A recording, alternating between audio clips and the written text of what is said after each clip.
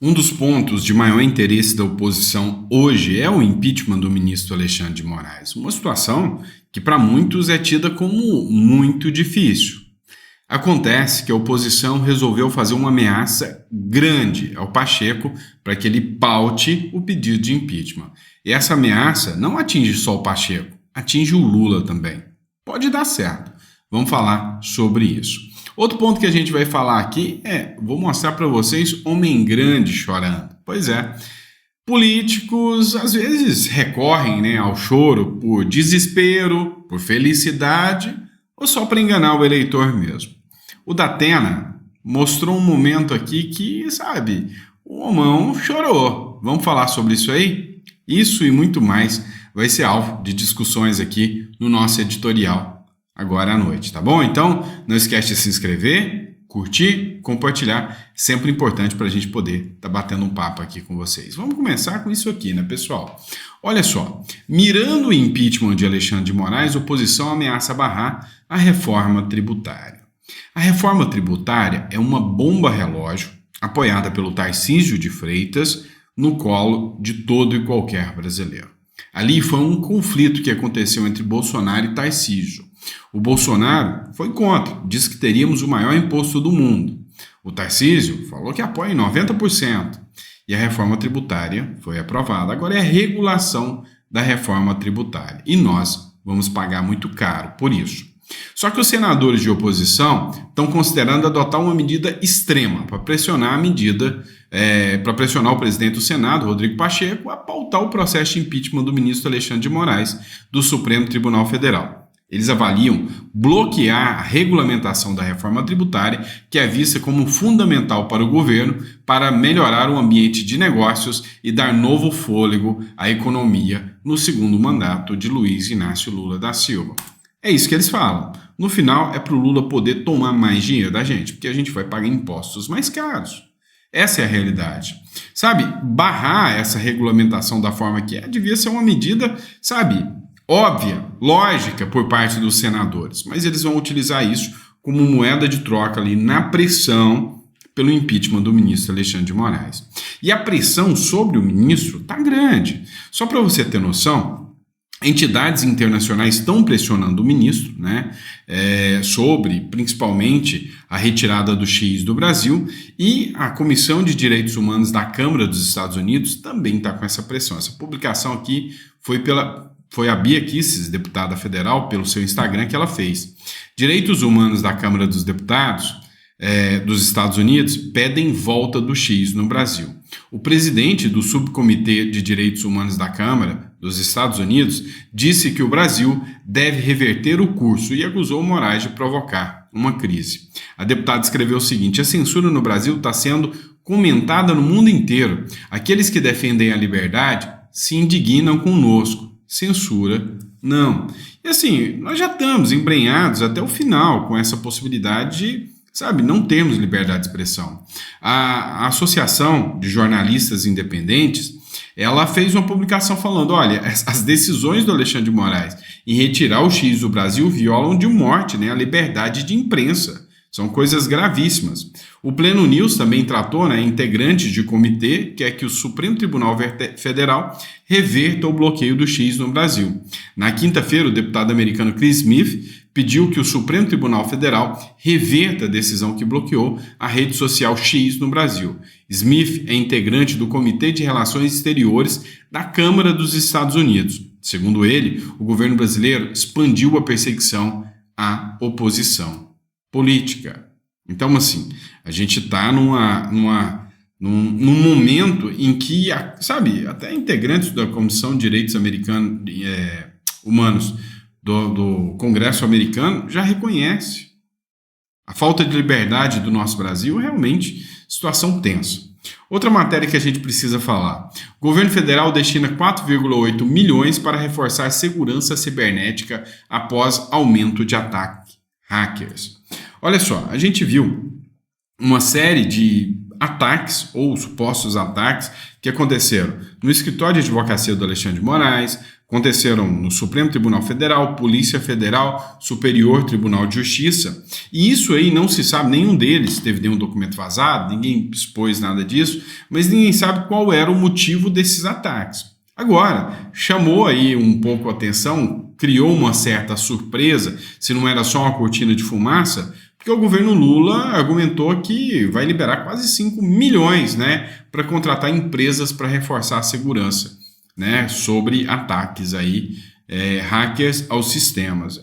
Muita gente fala que era um gasto programado, né, que na verdade o Lula queria era isso e que não aconteceu nada de ataque hacker, né, mas isso, por enquanto, ainda é especulação, porque até agora as matérias que se tem, a informação, nota pública do Superior Tribunal de Justiça, do STF, é que os ataques aconteceram.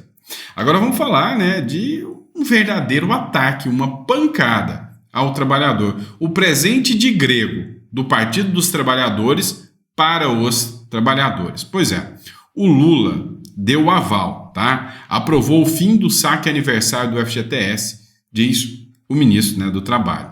O presidente Luiz Inácio Lula da Silva deu aval ao plano para acabar com o saque aniversário. O Fundo de Garantia por Tempo de Serviço disse na quinta-feira o ministro Luiz Marinho, que é do Trabalho e Emprego, em entrevista. Segundo ele, o projeto deve ser enviado ao Congresso em novembro, logo depois das eleições. Em contrapartida, o governo deve propor que o trabalhador do setor privado tenha mais acesso a crédito consignado. Olha só que sacanagem.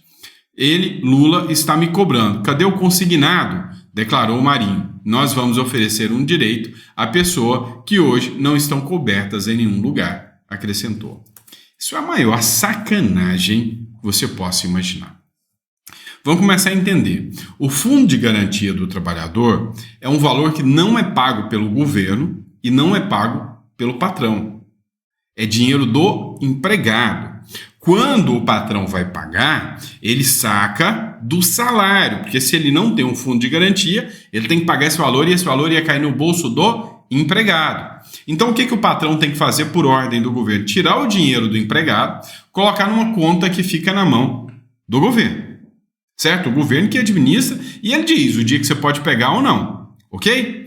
Esse dinheiro que fica lá parado, vamos por exemplo, quando eu depositei o meu dinheiro lá, eu depositei 8% do meu salário, de salário mínimo, 120 e poucos reais. É o preço desse mouse, certo?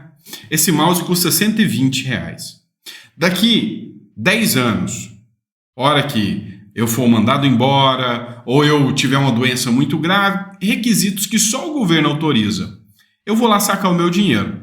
Meu dinheiro cresceu, teve juros. Então vamos dizer que esses 120 reais meu virou 150. Ótimo.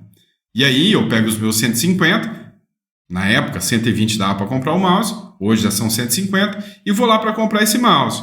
Só que esse mouse não custa mais 120, tá 300 reais. Ou seja, o dinheiro não atualiza. Então o que o governo faz? Ele pega o seu dinheiro para emprestar para você. O que o governo está querendo fazer é impedir você de fazer o saque, é um benefício que o governo tinha feito anteriormente, o governo anterior. Você poderia pegar o seu dinheiro, na sua data de aniversário, você poderia ir lá e falar, não, essa fatia aqui eu vou pegar, pegava sem juro, ia lá e resgatava o seu dinheiro sem juro nenhum. O que o Lula quer fazer? Não, você não pode pegar o dinheiro que é seu sem juro. Faz empréstimo consignado e paga juro para banco. É isso que você tem que fazer. Então, assim, o governo o Partido dos Trabalhadores colocando o grosso no trabalhador, literalmente, ferrando com a vida do trabalhador.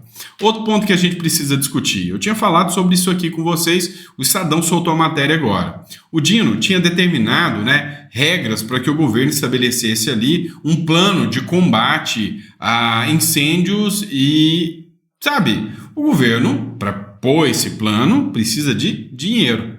O que o Flávio Dino fez? Tira isso do arcabouço fiscal. Ou seja, Lula, pega dinheiro aí da onde você quiser, pode tirar aí dos fundos que o governo tem, da reserva que o governo tem, tira fora do arcabouço fiscal e usa. Cara, isso é insano, isso não é papel do STF autorizar isso. Então, assim, fica aí a autorização, e desde quando saiu, eu já tinha falado para vocês, olha, tem alguma coisa por detrás dessa decisão do Flávio Dino. Alguma coisa tem. O governo vai se beneficiar em alguma coisa, porque o Lula ficou caladinho. Uma ala dos petistas achavam que era traição do Flávio Dino, porque o Flávio Dino estava meio que falando assim, olha, você é incompetente, Lula. Tem que aí fazer um plano para poder aplicar, né, uma ordem aí para aplicar para poder, sabe, acabar com as queimadas. Tá feio. Aí todo mundo pensou que o Dino era só criticando o Lula mesmo, mandando ordem, mas agora não, chegou o presente. Não, Lula, pode fazer, vou te liberar dinheiro. Sabe por que eu falo que é um presente de grego? Para nós, pagadores de impostos, a gente sabe muito bem como que funciona a regra, né, dos tempos de crise no Brasil. Lembra da Covid? Qual que é a acusação que tem mesmo em relação aos governadores? Você lembra? Pois é, acusações pesadas, né, de dinheiro indo pelo ralo o tempo todo. É assim que funciona. Então, mais dinheiro para combater crises é mais dinheiro público indo pelo ralo, né? O governo que tinha que ter competência já dentro do orçamento para ter um valor de contingência, e não tem. Vamos falar do Datena, né? Que foi carinhosamente apelidado durante as eleições de Datena, né? É o seguinte, os amigos pediram para o Datena desistir da candidatura de São Paulo. O Luiz Barros fez uma publicação hoje que o Datena publicou um vídeo falando que era mais difícil do que ele imaginava e que ele acaba de abandonar a vida pública de uma vez por todas. E chorou, tá? Mas os amigos do Luiz Datena tem pedido que ele interrompa a candidatura a prefeito de São Paulo. Entre os principais motivos estão as limitações de saúde do apresentador e a frustração com as dificuldades da campanha. Procurado pelo painel para falar do tema, ele disse que não vai abandonar a candidatura, não. Devia, né? Eu acho que se ele abandonar agora, ele não ajuda o Boulos, né? Mas assim, outro que chorou, e cá entre nós, tá difícil, hein, Pablo Marçal, esse chorinho seu aí, porque eu vou falar sobre isso. Escuta só, né? O que o Pablo Marçal falou. Eu não vou esconder minha fé. Eu prefiro perder uma eleição do que esconder minha fé. Eu prefiro perder uma eleição do que ter que baixar minha cabeça para pessoas que não sabem aquilo que eu carrego. Eu prefiro perder a eleição, mas eu não vou perder minha fé. Eu prefiro fazer aquilo que meu coração tem sentido, que é mais forte do que todo o meu raciocínio. Vocês não têm noção do tanto de trabalho que essas pessoas estão fazendo para mim, para acabar comigo. Nada disso toca meu coração, nada, absolutamente nada. A única coisa que dói são os irmãos.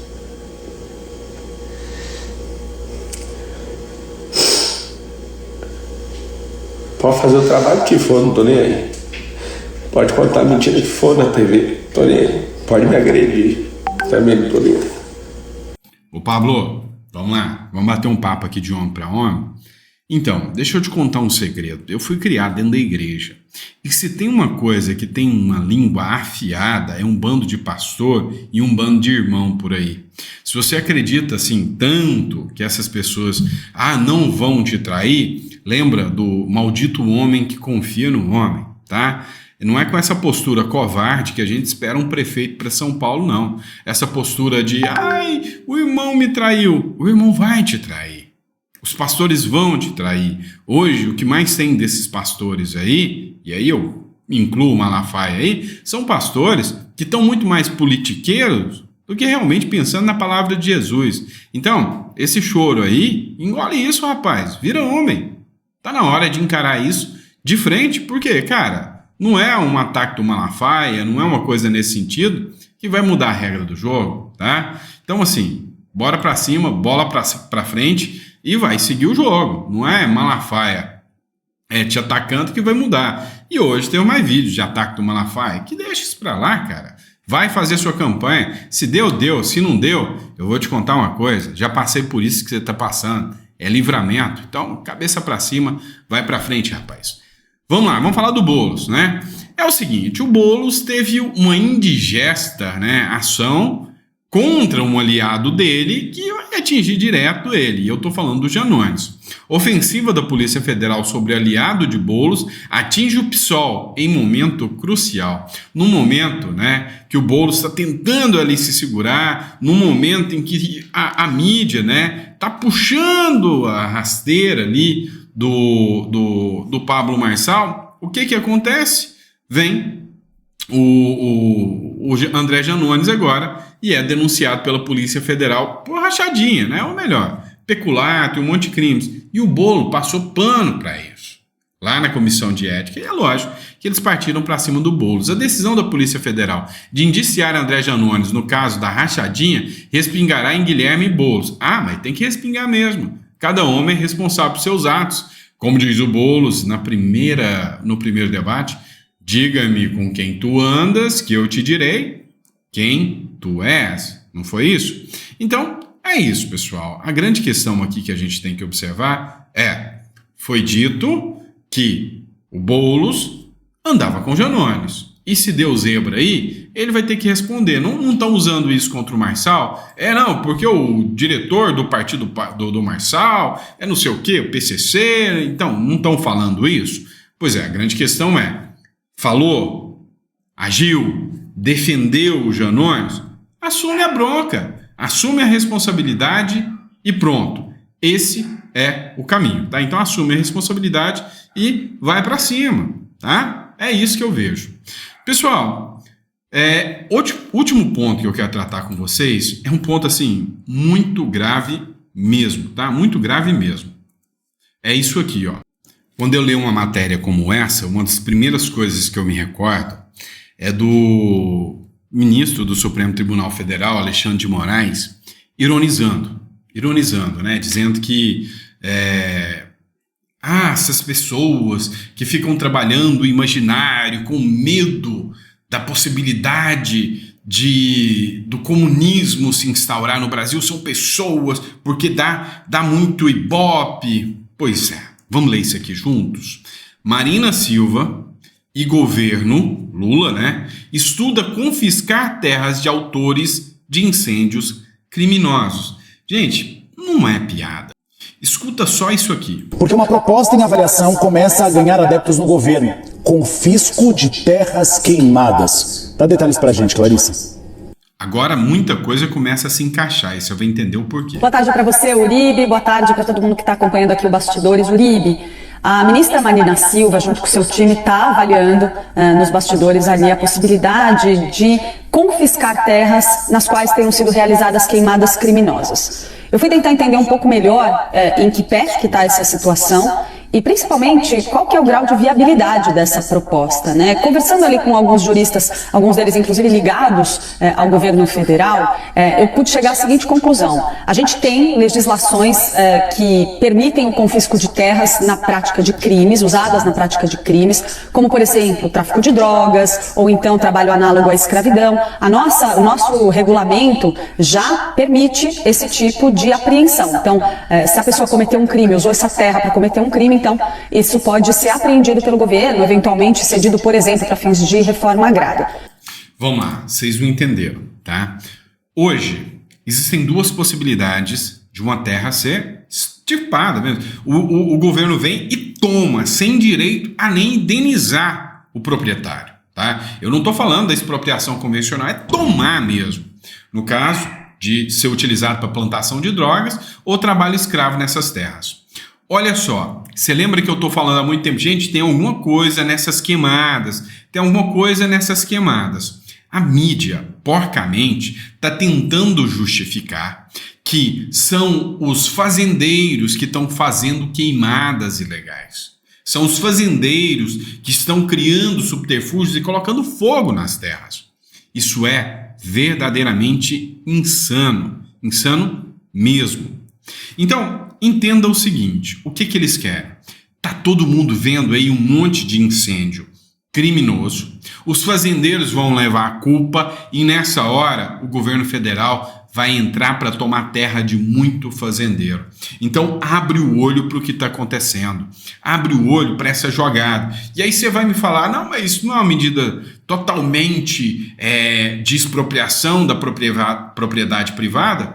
Leia o Capital, você vai ver o que fala ali. Leia o Manifesto Comunista, veja que um dos pontos de ataque é a religião, outro ponto de ataque é a propriedade privada. Então, os caras criam os incêndios, jogam a culpa nos fazendeiros e tomam as terras deles. Meu amigo, cuidado, tá? Isso aqui que tá para ser aprovado, e vai ser aprovado, hoje eles fazem o que eles querem, é mais grave do que você pode imaginar. Muito grave mesmo. Tá bom? Pessoal, não esquece de compartilhar, dada a importância desse conteúdo, tá bom? Lembrando, gente, se precavenha, tá? Ó, na descrição aqui, se você precisa entender que é necessário você ter uma segunda chance, um plano B. Eu tenho, né, a minha carteira do Uruguai. Então, clica aqui no link e entre em contato, caso você tenha interesse em conseguir uma residência uruguaia. Se estoura uma guerra aqui no Brasil, se tentam prender o seu passaporte, se vão fazer alguma coisa contra você, se falam que você é antidemocrático porque você fez uma manifestação nas redes sociais, como é que você vai responder por isso? Aqui dentro do Brasil, se você tem uma residência uruguaia ou de qualquer outro país que seja, e a do Uruguai hoje é uma das mais fáceis de se obter, é uma forma de você ter uma garantia que você e sua família podem, sabe, se livrar disso aqui. E você tá vendo, Constantino, Figueiredo, todo mundo aí que tá fora, o Garcia, né, Alexandre Garcia acabou de ir embora para Portugal. Abram os olhos, tá? Então tenha uma segunda opção, um plano B. Isso é muito, muito importante, tá bom? Abraço, pessoal, fica com Deus e até o próximo editorial.